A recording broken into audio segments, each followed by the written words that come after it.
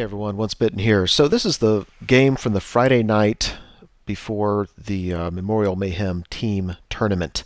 I showed up a day early, of course, and Ben, who runs the Warhammer YouTube channel, the name's there on the right-hand side, he and I see each other all the time, and we have never played a game against each other. So he challenged me, and I said, absolutely, let's play, and we rolled it up.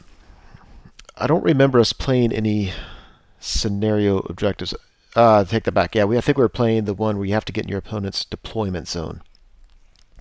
Otherwise, it's a battle line deployment. And he has on the far right Goblin Wolf Chariot. Another Wolf Chariot behind it is a Git launcher. Then he's got a big scary unit. So these are Iron Orcs, and he's got his general in there. The general's actually kitted out defensively. He's got the Bluffer's Helm and 4-up regen. And I guess, to make him anything offensive you need him to do, you're just relying on his basic stats. And of course, he and the unit have Weapon Master, so they can choose between a great weapon, extra hand weapon, whatever. So the unit kind of scares me because usually a big horde like this, that's what I use my Battle Sphinxes for, to hold them up. And if this unit switches to great weapons, they mow down my my Battle Sphinxes, especially on turn 1. So kind of a concern. Behind him to the left is another Git launcher. There's some 20 cave goblins behind him. There's a Nasher wrecking team. Some more cave goblins with his battle standard bearer. He's got the Ring of Fire. He's got some feral orc Ed Bashers. These guys crush any of my infantry troops in the army, but I don't think this is a good matchup, or this is a great matchup for me against my battle sphinxes. So definitely have them in mind to take one of my guys in there and just hold them up and grind them down all game. Another Git launcher behind him, another Nasher wrecking team, and another Goblin Wolf Chariot. In with the Feral Orc Edbashers, he's got his Shaman rocking the path of Shamanism. So facing him, I put my scouting vanguarding fast cav behind the hill because my opponent has enough shooting and the Ring of Fire. I didn't want these guys blown away quite yet. I really, really need them to redirect those Iron Orcs. I've got a Casket of Phatep up in the hill. I've got some archers. To the left of it, you can see... Tell you what, let's do this. You can see from right to left, I've got a Battle Sphinx. Behind them are some Necroguard. Left of the Battle Sphinx are some archers. Behind them are more archers with my Hierophant. Moving to the left, I have 2 units of Necroguard. One right in front of the other, which isn't ideal. And then I've got 2 units of archers. There's a catapult behind them. And then to the left is another Casket of Phatep. And I must have missed my other catapult. It's somewhere. I've got my second Battle Sphinx and my last unit of Necroguard. So many units on the table.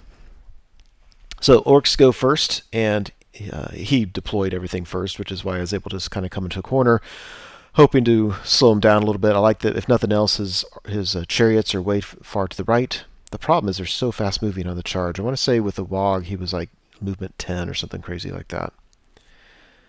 Anyway, overall it looks like that. Nothing of significance happens in the magic phase. I let through anything he wants. Just make sure that I stop the totemic summon. So then it's Undying Dynasties turn 1. So I move up 1 Battle Sphinx, the one that was on the right, and I move him to the left because I don't want him anywhere near the Iron Orcs. I do want him near the Feral Orcs. I'm not really worried about those Nasher wrecking teams. He can bounce into my Battle Sphinxes all he wants. I just don't want him bouncing through all my lines. But I've got so much shooting. I've got some offensive magic. I really am kind of hoping they're just gone pretty soon. So we go to the magic phase. I get off one of the Casket of Phatep spells, the leadership on 3d6, and when the Nasher wrecking team dies, I think I did like 5 or 6 wounds to him or something stupid. And then my shooting opens up. I've got enough bow shots to take care of this guy, so that was very nice. Lots of places to drop rocks. I decided to go ahead and drop one on his BSB's unit, just using the version where if I just do... Sorry about yawning. Jeez, sorry about that. Even if I just do 1 wound, he's forced to take a panic test at -1 leadership. I'm thinking these guys are only leadership 8, which goes down to 7, and I could be wrong. Perhaps it's 8. Whatever it is, That would take his Battle Standard Bearer, which I think would be huge for the game.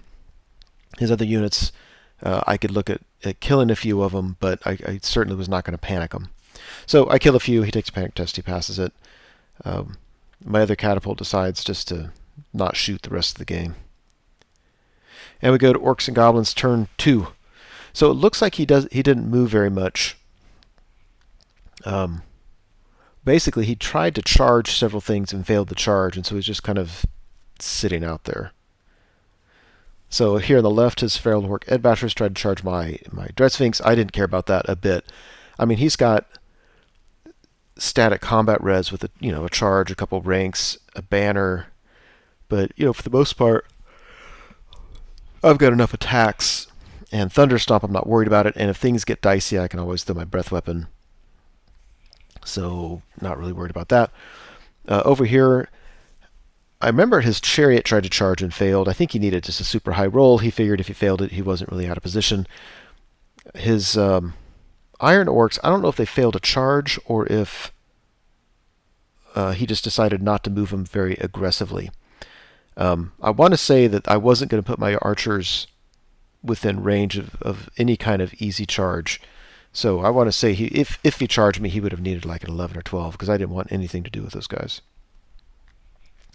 We go to Magic and Shooting. I think in Magic especially, he's picking on an archer unit trying to wipe him out completely. He doesn't, which with my list is going to be really frustrating because I get those guys back without too much effort. I think he throws some Goblin Bows at the Dread Sphinx, puts a wound on him. Doesn't really concern me, but I do agree with a notion that the way to handle these guys is just do what you can. 1 or 2 wounds on them makes a big difference when it comes time to me getting into combat. All right, Undying Dynasties turn 2. I really want to take that orange Sphinx and charge him into his Ed Bashers, but during the Magic phase, he got Break the Spirit off on him, so it was going to force me to take 4 Dangerous Terrain tests, failing on a 1 or 2. I couldn't take the chance of failing a couple of them, being down to only 2 wounds left and getting into combat because you never know what could happen. So I decided instead just to move him up. If memory serves, he's out of line of sight of the Iron Orcs, although when I look at it here, it looks like they can see him. But during the game, I remember being pretty careful about that because I'm not worried about the Feral Orcs. I am worried about the Iron Orcs. So I just moved to the left, just want to chop those guys up. Might get a wound back in my Magic phase.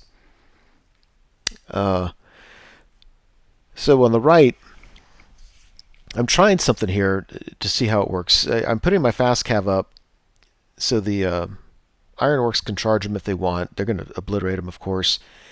And at that point, he can overrun and hit my archer unit. Then on my turn, I can countercharge with 2 units of Necroguard and a Battle Sphinx. 1 unit Necroguard and 1 Battle Sphinx in the flank. So I'm thinking that'll work out pretty well. What he did, for some reason, didn't occur to me, is he charged his Chariot into the archers, charges Iron Orcs into the fast cav, so when he overruns and hits the archers, he's going to be able to fight that this round of combat. Then he can overrun again and hit my my Necroguard. It will be in the front, thank goodness.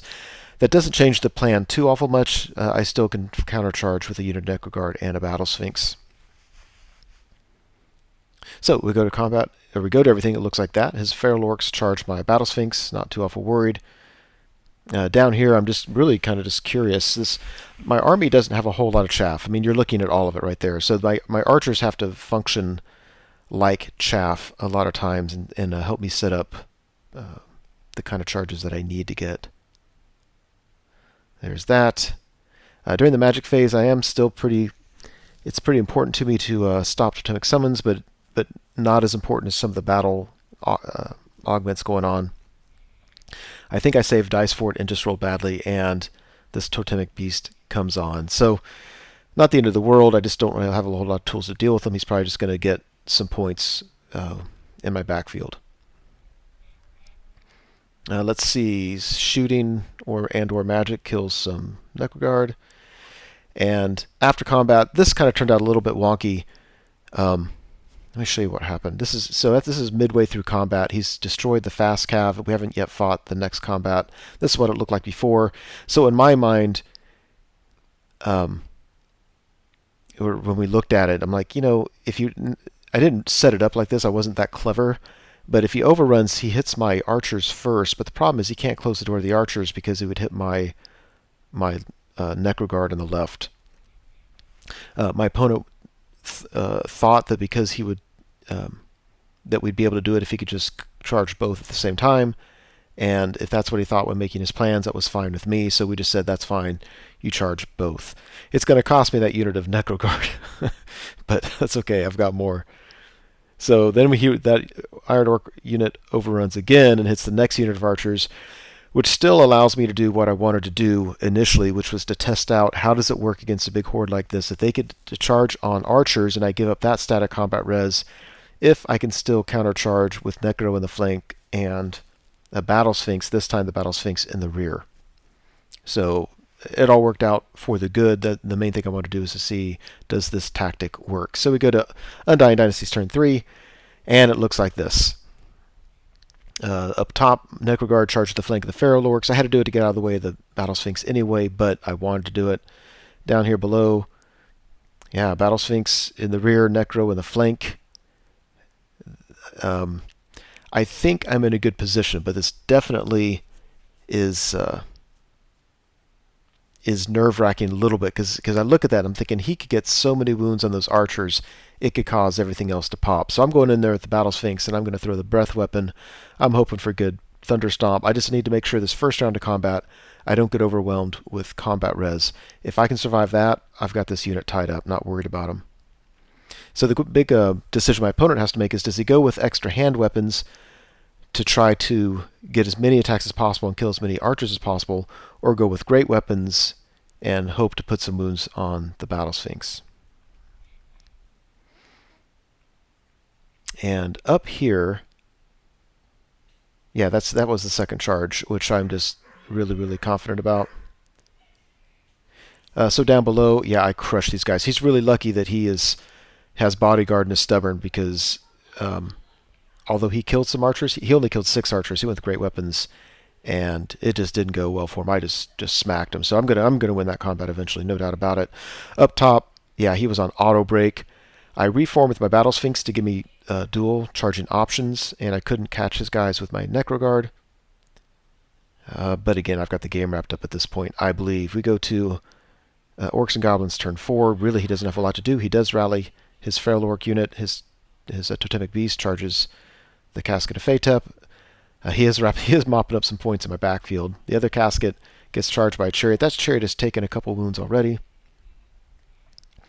Through magic and shooting, he's picking on my Hierophant's unit. My Hierophant can fly 14 inches. He flipped to this Necroguard unit way up at the top just to kind of get out of all the traffic, and so my opponent's trying to pick on them.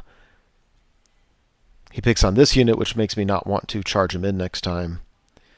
The Chariot kills the Casket of Phatep. Casket of Phatep blows up and kills him right back, which is awesome. Totemic Beast didn't kill this thing outright. He did 2 wounds. I did 1 move back. He won by 2, and we stick around. Probably about as good as I could hope for. Not sure how much that matters. And we go to combat, and yeah, now he's killed more archers. It doesn't really matter. I've got that wrapped up. It's just going to take another round to do it. We go to my turn 4. Battle Sphinx at the top charges right around the Necroguard. I'm going to crush these guys. Yeah, this still looks like that. During the magic phase, I do a Dance Macabre, bubble, and grow Necroguard back in both units. After combat, yeah, easily crush that unit, catch them, and now this Battle Sphinx has too far gone to charge the BSB's unit, but he can charge the backfield to start killing that stuff, and my Necroguard can charge his BSB's unit. Not worried about that. And we go to this combat, and Necroguard kill the rest of the Iron Orcs, and for the first time, my Battle Sphinx puts all his attacks into the general and just kills him. He was kitted out defensively, it still didn't help. And after that, it was late enough that a bunch of us wanted to go to dinner. We just called it. Yeah, I think the Undying Dynasties are going to mop things up at that point. So, I was thinking about this game since then. I think that this kind of list with 2 big hordes doesn't seem to be working real well right now in the meta, and I'm not sure why not. on paper, it kind of scares me a little bit because, as you can see with the Iron Orcs, if he can start charging my units, he just blows them away one at a time. And, um, I have to get like a flank charge on them or else there's nothing else I can do. But, if people come with enough chaff and things to countercharge, yeah, it just doesn't seem to be working. Which is interesting because that's been a pretty competitive build for a while now, at least here in the States.